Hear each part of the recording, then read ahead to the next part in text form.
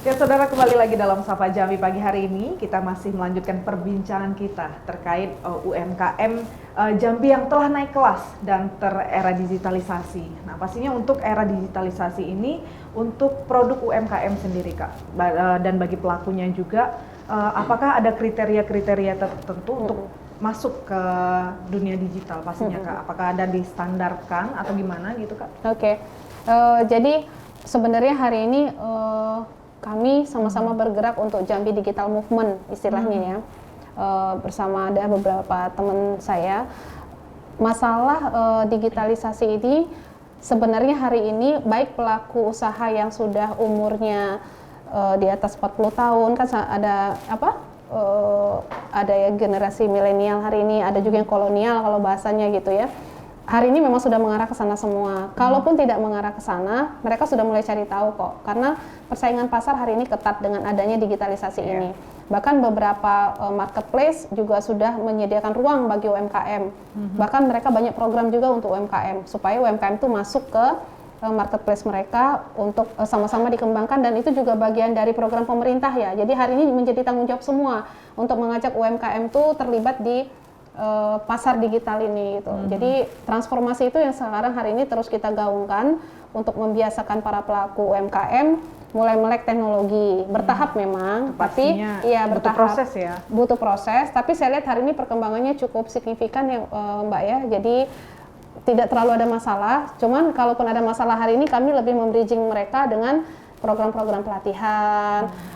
Setelah itu juga mengajak anak-anak muda untuk ikut mensupport yang para kolonial nih, ayo dibantu pemasarannya gitu. Produksinya mungkin para kolonial tapi marketingnya anak milenial seperti itu.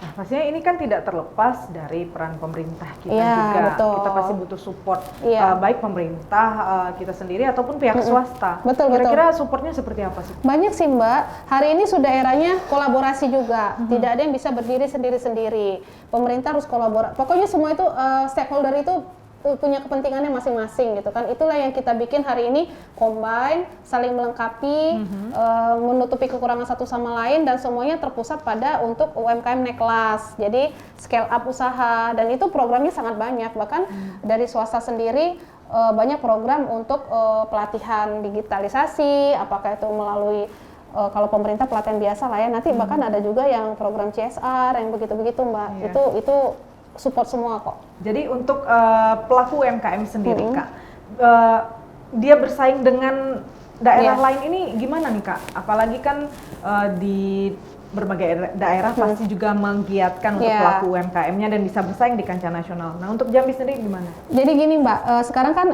era informasi sudah terbuka. Jadi melalui Instagram mereka tahu satu sama lain, itu cukup memotivasi sebenarnya untuk mereka, ayo harus packaging, marketing, yang begitu-begitu kan kadang-kadang pelaku UMKM kita ini tidak mau membayar lebih untuk membayar jasa-jasa atau konsultan yang seperti itu. Beda dengan pelaku UMKM di daerah lain seperti Bandung contohnya. Itu UMKM-nya itu sudah terorganisir, tersentralisir untuk mereka misalnya menggunakan jasa konsultan untuk desain, branding. Nah mungkin di daerah itu masih belum mau yang gitu-gitu. Ya karena kita ketahui ya untuk branding maupun packaging, itu kan pasti harus menarik. Nah kadang-kadang kalau kita di daerah ini, tapi kita polos-polos aja tuh. Iya, karena gini, begitu misalnya gini, adalah konsultan atau ahlinya packaging kita datangkan, berbayar dong. Nah begitu dengar kata berbayar, nah itu lagi salah satu PR kami yang di pemberdayaan kami ini adalah memperbaiki mindset dan mental ya. Jadi selalu semuanya mau gratis. Berarti ini kendalanya Kak ya? Nah itu kendala, makanya mental tadi saya bilang balik-balik itu ke sana ya. Jadi mereka tuh maunya gratisan. Sementara kalau sudah di luar daerah itu udah nggak yang begitu lagi Mbak. Mereka tahu bagaimana membayar jasa ini tuh berapa, bayar, memang kita bayar itu bagian dari biaya gitu. Tapi kalau kita di daerah tuh masih sulit untuk itu. Jadi kadang-kadang ada konsultan packaging lah dari luar, wah ini waduh mahal betul gitu kan, akhirnya udah gak jadi, akhirnya packagingnya ala-ala sendiri. Itu yang bikin kita tuh susah maju tuh yang seperti itu. Iya, berarti ini menjadi salah satu kendala para pelaku UMKM. Iya, mentalnya harus dirubah Mbak. Nah untuk produk UMKM sendiri untuk Jambi, kira-kira yang banyak dilirik oleh masyarakat itu apa Kak? Apakah batik atau makanannya? Yang dilirik masyarakat pelaku usahanya atau dilirik oleh pasar? Produknya maksudnya? Nih pasarnya. Produk yang banyak dilirik oleh pasar. Kalau di Jambi kan hari ini madu tuh termasuk. Oh, madu. Karena madu Jambi itu terkenal apa? Karena dari pohon akasia ya istilahnya, ada kekhasan tersendiri untuk madunya Jambi. Itu bahkan sudah ada yang tembus ke pasar ekspor, ya. Tapi kembali lagi, kalau bicara soal ekspor juga kadang-kadang sulit juga, karena apa? Kita tuh suka tidak konsisten di jumlah komoditi yang sudah dikontrak setiap bulan. Jadi sering pelanggarannya di sana. Kita tuh kadang-kadang belum siap untuk masuk pasar ekspor. Nah, seperti itu. Tentunya ekspor ini kan harus ya, entah suatu saat ini produk akan mendunia ataupun di nasional aja, dan kita harus siap dengan itu. Apakah untuk di Jambi sendiri kendala bahan baku itu ada nggak? Jadi gini, bukan soal kendala bahan baku aja. Kadang-kadang kita kaya akan bahan baku, tapi bingung. Bukan. Seringkali kita pelaku usaha ini suka tidak komit dengan yang namanya perjanjian. Nah, itu yang sering terlanggar. Jadi kadang-kadang kita merasa, wah ini bisa aja bulan ini produksi komoditinya bisa 1 ton atau 2 ton per bulan. Bulan depan, bulan berikutnya kalau kita kontrak 1 tahun, kadang-kadang itu tidak sustain gitu loh. Tidak selalu sama. Nah, itu yang suka dilanggar. Nanti bulan depan tahu-tahu cuma 300 kilo misalnya kan. Itu kan nggak boleh, harus konsisten tuh. Dalam 1 tahun kalau kita kontraknya sudah bakal kirim 2 ton per bulan, maka tiap bulan harus 2 ton per bulan minimal. Nah, yang seperti itu yang masih jadi kendala. Ya, berarti untuk bisa dikatakan untuk pelaku UMKM ini harus siap dengan segala apapun yang menjadi acuan bagaimana produk UMKM ini bisa dipasarkan baik di Jambi saja ataupun keluar Jambi juga ya. Nah, pastinya untuk pelaku UMKM ini PR besar bagi mereka, harus siap dengan segala tantangan apalagi yang sudah di era digitalisasi ini. Nah, dari UMKM naik kelas sendiri Kak, pastinya tidak menyorot di kota Jambi saja, itu juga akan seprovinsi Jambi juga, karena banyak di pelosok-pelosok kita produk UMKM-nya juga juara gitu. Benar itu. Dari asosiasi Kakak sendiri itu akan kedepannya seperti apa? Apalagi di 2023 ini mumpung baru ya. Iya betul. Kalau sampai ke daerah itu kita akui banyak sekali produk daerah itu yang di pelosok bahkan yang memang unggul, tapi mereka terkendala di pemasaran. Kenapa? Jarak yang cukup jauh dari pusat untuk distribusi barang-barang mereka itu kan jadi kendala tuh. Terlalu jauh jaraknya, itu juga jadi PR buat kita hari ini. Bagaimana memasarkan produk-produk lokal dari daerah-daerah yang agak pelosok gitu ya. Jadi itu satu, terus yang kedua kendala perizinan.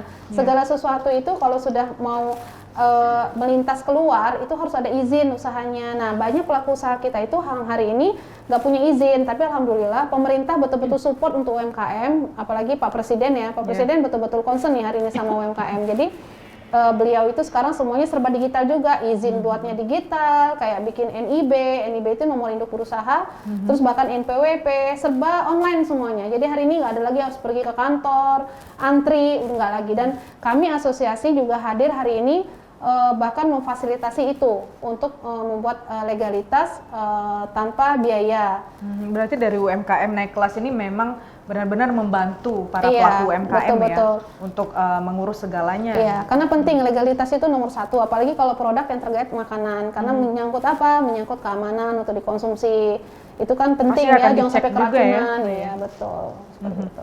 Nah, pastinya Kak, dari semuanya Kakak juga sudah berbaur dengan para pelaku UMKM, sudah banyak juga yang bergabung di UMKM naik kelas pastinya.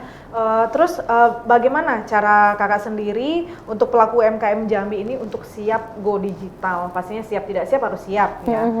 Dan dengan segala perkembangan teknologi saat ini juga, perkembangan media sosial juga, itu kan banyak aplikasi-aplikasi juga yang digunakan. Nah, ini apakah ada pertemuan khusus untuk melatih para pelaku ini semua atau gimana? Ada. Jadi kita itu kayak seperti edukasi, sosialisasi itu tidak bisa berhenti ya. Memang harus terus-menerus, dan dari pengalaman yang saya lalui itu nggak bisa 1 kali 2 kali gitu loh Mbak. Memang terus pelatihan tuh dikasih, karena kadang-kadang moodnya ya. Pada saat lagi pelatihan pertama moodnya lagi bagus, enak. Kita mendatangkan trainer dari luar atau kadang-kadang itu lebih banyak pemerintah juga sih yang memfasilitasi ya. Kalau kita biasanya lebih ke pertemuan yang sifatnya, kalau yang swadaya swadana itu biasanya perkumpulan kecil-kecil. Nanti ada mengundang. Ini kayak ke depan ini mau ada acara besar perhelatan di Jambi. Nanti UMKM kita undang untuk bersiap-siap nih. Ayo kita perkenalkan produk kita. Jadi kita tuh kadang-kadang ikut terlibat di event-event lain, event-event skala nasional, seperti itu Mbak.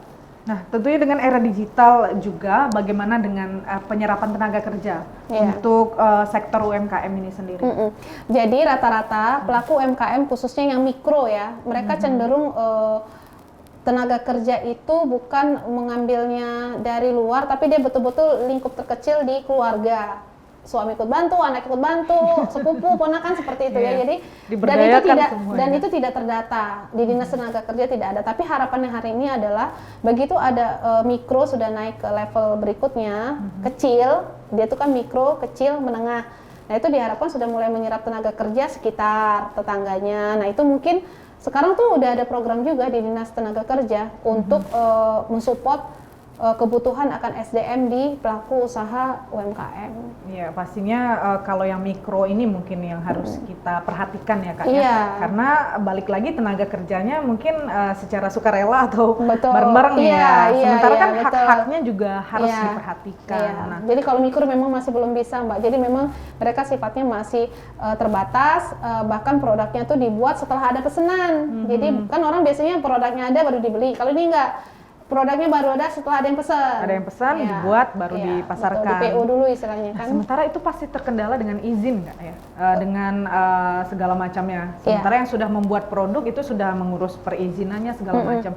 Ini usaha mikro ini kira-kira menjadi kendala nggak Kak untuk pelaku UMKM lainnya? Enggak Karena juga. pastinya tidak ada pajaknya, itu belum ya pastinya. Belum, dan tidak ada kok. izinnya, belum dicek juga bagaimana standar produknya. Nah, kebanyakan orang seperti itu sekarang usahanya. Iya, betul. Makanya tadi kenapa ada tahapan kan? Makanya di naik kelas itu kita ada bikin semacam klasifikasi. Grup A, grup B, grup C. Grup A tuh yang kayak apa? Biasanya baru memulai usaha, pasarnya belum jelas, masih by order, terus belum ada izin. Nah, di situ tuh kita binanya nanti begitu penjualannya meningkat, kita bantu izin legalitas dan segala macam, baru dia pindah ke kelas B gitu. Nanti sampai ke ujungnya memang siap untuk ekspor. Berarti jadi kita klasifikasi. Benar-benar dinaikkan kelas. Iya, diklasifikasi di dalam kelompok, di dalam anggota itu. Nah, kita kan ketahui juga Kak, berkaca dari 2 tahun sebelumnya, kita ketahui di Indonesia bukan hanya di Jambi saja kita terkendala pandemi. Nah, pastinya di tahun ini yang alhamdulillah pandemi juga sudah mulai berlalu, berangsur-angsur, itu bagaimana membangkitkan kembali UMKM ini Kak? Pastinya kan ada terkendala 2 tahun sebelumnya. Jadi ada dampak baik, dampak buruk juga dengan pandemi kemarin. Memang banyak yang terhempas ya Mbak ya. Memang belum lagi mereka yang sudah terlanjur mendapat fasilitas perbankan. Tiba-tiba baru memulai usaha, tiba-tiba pandemi itu kan dadakan kemarin. Iya, tidak tahu. Bahkan yang IO, WO itu betul-betul yang paling terdampak. Kenapa? Mereka baru dapat pinjaman, tiba-tiba nggak ada orderan, nggak ada yang boleh pesta-pesta hari itu luar biasa dampaknya. Bahkan betul-betul sampai habis tuh ada. Tapi balik lagi kesininya ya ke mental tadi, memang siap bertarung atau enggak. Kalau enggak memang hancur, tapi kalau yang memang siap bangkit, hari ini bangkit kok. Hari ini sudah mulai terasa nih, semuanya mulai bergerak, memulai lagi langkah baru. Dan saya lihat hari ini persaingan lebih ketat. Kenapa? Munculnya rame-rame udah sekarang. Serentak semuanya usaha, sampai kita tuh ini yang beli siapa, tapi enggak juga. Ternyata ya kan saling menutupi ya, ini yang jual beli, kan barang yang dijual beda-beda kan, jadi saling-saling lah.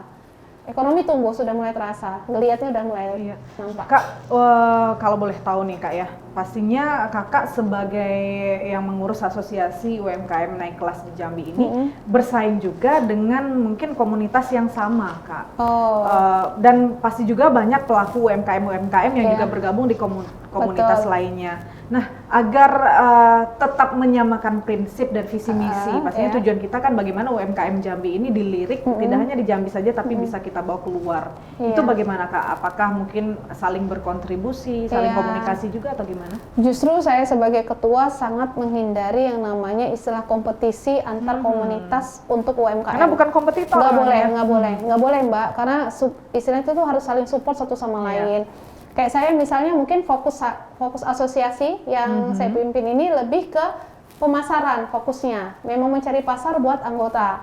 Nah, yang komunitas lain mungkin lebih kepada pelatihan-pelatihan bikin-bikin produknya. Yang satu mungkin lebih kepada kegiatan lain, pokoknya beda-beda nih Mbak. Nah, itu kalau menurut saya wajib kolaborasi hari ini. Jadi nggak boleh ada kompetisi justru. di Pasti antara ini pemerintah nggak tujuan boleh. kita ya, bagaimana Iya. berkolaborasi bersama, mungkin untuk dapat pelatihan ke tempat ini, Iya. untuk dapat pemasaran ke Betul, sini, harus betul, saling betul. berbagi. Harus saling berbagi. Nggak boleh kalau kompetisi antar ini nggak saya anjurkan ya Mbak ya. Kalau bisa jangan lah. Mungkin mudah-mudahan bukan buat saya aja, mudah-mudahan Iya. buat teman-teman yang lain juga gitu. Oke baik, dan pastinya kita akan lanjutkan Iya. lagi di segmen selanjutnya. Oke. Dan saudara jangan kemana-mana, tetaplah bersama kami dalam Sapa Jambi sesaat lagi.